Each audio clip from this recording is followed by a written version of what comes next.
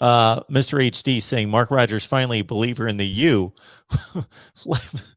I want to set to everybody straight that thinks that I hate on this football program.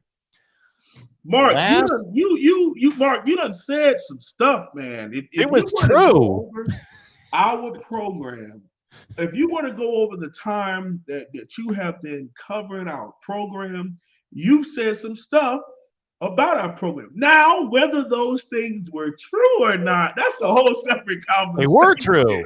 true. Now the next, now you just taking, the mitigative gall to just take shots at our program. It's pretty obvious. No, I It's back it obvious. up. No, the one video that I think you're thinking of first and foremost, I'm going to credit almost every fan, 90% of the fans. I thought I was going to get slammed. So I was bracing to get slammed, but most Canes fans were very understanding of it. They said, "You're right." They took it very well. They took it like class individuals, almost everybody. But I was just stating facts. I was just basically saying this is what's been going on for the last 15 years. These are the facts. But to Mr. HD's point, when he talks about when I hear some of these comments about me being a hater, and that's not very often, so I'm not concerned about it, nor am I offended by it. But it happens once in a while. I picked this team to go 9-3 last year, and they went 7-5. The year before, I picked them to go 8-4, and I got slammed for picking them to go because everybody, 10-2 at the worst, and I'm picking them to go 8-4. They go 6-7. I've picked them to go better than they have every year. Oh man. Woo. Oh man, Mark's like, I'm not having any of this crap. Hey, so we've got, like I said, it didn't change the fact that what you were saying were facts. Now, did you have to say any of that? Probably not. But it didn't change that what you were saying was factual, actual factual. Yeah. So we've got Armando here, who says a lot of people are starting to talk about the team this year. Are we at least as good as 2 years ago, the Era Kings' first year? Oh, again, man, we got to go out there and prove it. We got to go out there and prove it. I want to just flat out say yes. I think that this team is better than 8-3. And then, of course, all three of those losses coming in against people who were either equally as good as you or better than you. And two of them where it's not really close against Clemson and North Carolina, especially when you looked at North Carolina being on the same level as Miami by everyone else's stretch, and they couldn't wait that this was going to be the classic game that we've been waiting for, the second game in the ACC to give us something, because Notre Dame Clemson gave us that great back and forth game that Notre Dame ended up coming over top. With that due to Trevor Lawrence being out and DJ Uiagalelei being the one that starts him. And then everyone else circles on their schedule. Miami, North Carolina. In Miami, Miami's rolling on a 7-game win streak, although they dropped one to Clemson. They're ready to go into this game. Just beat Tech on the road. So you see that they're not over. They're not a letdown scenario where they lose to Tech. Now it's not two ranked teams. It was two top 15. I want to say top 10, maybe. I would say top 15 teams at the most. I think Miami was 12 or something going in that game. Miami brings out the Miami Knights 2.0s. Even though it's the COVID season, it's the most fans at Hard Rock Stadium allowed there because, vaccine and all that kind of stuff. So it was built up to be this great thing, and Miami gives up the most points in school history. And the most rushing yards in school history, which started the conversation about the Coach Diaz defense being dead. And Blake Baker went on to losing his job due to what happened in that one particular game. So, yeah, I definitely get that. Now, I look at this year. Could you argue that the same thing could happen where Miami beats all the teams they're supposed to beat, but the two teams on the schedule, which are either exceed them or on par in Clemson and Texas A&M, there is a chance that Miami does lose those two games. But even then, that's 10-2. All right. And then if Miami were to lose those 2 games but win every single other game, Mark, one of the biggest check marks that we have in this season is playing in Charlotte and being on the same field with either Wake Forest, North Carolina State, or Clemson. We would have that checked off.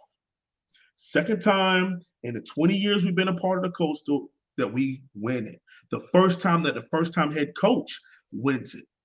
Okay. And then that 10-2 would probably feel a lot better than 2017's 10-2, where we kind of cardiac caned our way through things. We probably would be dominating.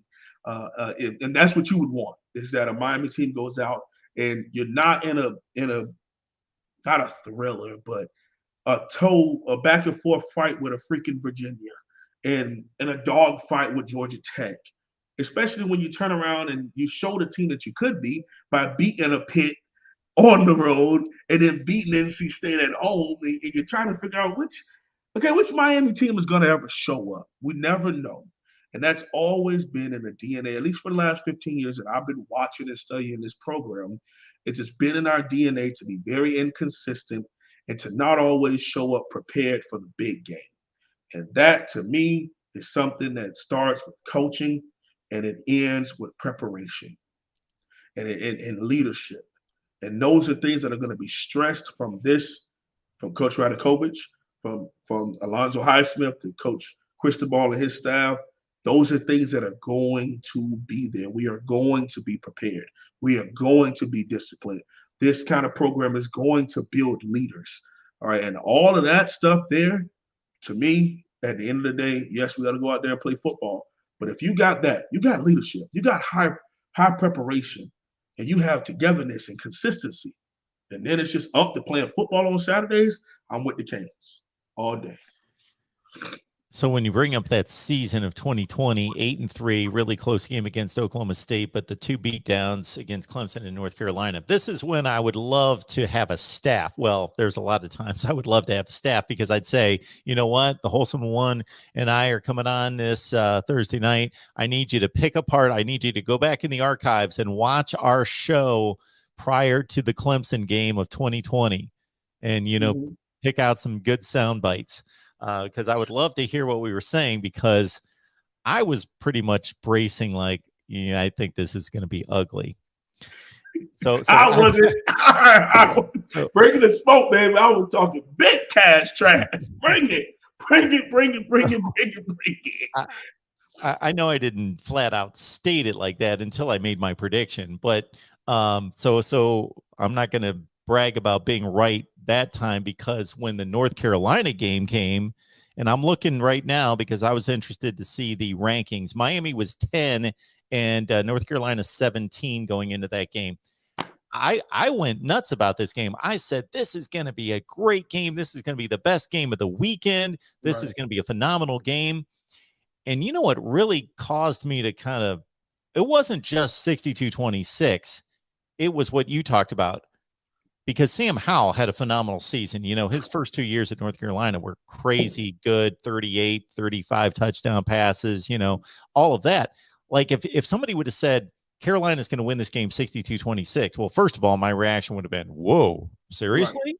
Right. But then you would think he had to carve us up. Yes. And he was throwing it all over the field. I would have guessed. Yeah. Oh, he threw for 500 yards and 6 touchdowns. And, it basically picked on 2 corners and that was the game. No, like it was startling to see them get manhandled physically in that game. Yeah. I didn't expect that. I don't think anybody did, Mark. I don't think anybody expected that. And I don't think anybody and it wasn't even just manhandled. It was mainly scheme. And they knew that we didn't have, even if we did have a plan B, they had something for our plan B. Okay. And whether you move your 2-eye technique a little bit and now you move that linebacker over to be able to kind of work against your counters and your powers and your off tackles, maybe you scoot your defensive end over a little bit more from a 5 to maybe a 6, get a little bit more out there so that when they step, he can be able to contain and get that offhand and then maybe force that back inside. But even when they did that, all they did was switch to power so that somebody is pulling out there. So then now the tackle comes down and goes to the linebacker. The backside guard knocks out that DN, and now it's nobody there. I mean, they had all the answers schematically. And it wasn't necessarily about being a raging bull and running in and just trying to knock people over. It was all about you knew what I was going to do. You knew what my second plan for what I could do. You knew when I was going to do all out blitzes, so you threw fade routes against one-on-one coverage. They had us beat schematically and mentally. So that game was really, really tough, especially for the film evaluators like me. Still to this day, I couldn't do the film eval. I couldn't put it out there. I did not want my future and the things I would say about the staff to be out there, so I didn't put it out there. But man, that's why that game to me is eerily important. Psychologically, I believe our team has to get over that hump. Just like I felt like the 2016 team. Yeah, they went and won the bowl game against West Virginia, but it still was a gnawing pain in their heart. They lost to Tallahassee. It does something to you when you finally get over the hump of a team that has your number. Okay, I look at Clemson. Clemson for years, it was either they would lose both games, South Carolina and Tallahassee. And they finally got over the hump of South Carolina. So then now the big bad Tallahassee. That was the early half of 20 of the 20 teams was they finally got over the old ball coach and Clowney and South Carolina. Then they get to the middle of the 20 teams and they still could not get over this hump of Tallahassee to the point of even going like 11-1 some seasons because they just couldn't get over Tallahassee. And they finally got over that hump. And now they're on like a 6 or 7 game stretch of beating them consistently. Once Miami can get over the pain and be able to beat these people on the football field and put it behind us and close the door, I think we can really start to talk about owning the division. Before we talk about winning the ACC, let's own this division. Let's make sure that we're not just beating people on paper. We're not just beating people on 247 Sports or Rival or ESPN.com with recruiting. We got to get on that football field, whether it's in Chapel Hill or in Miami Gardens, and be able to handle these people on the football field.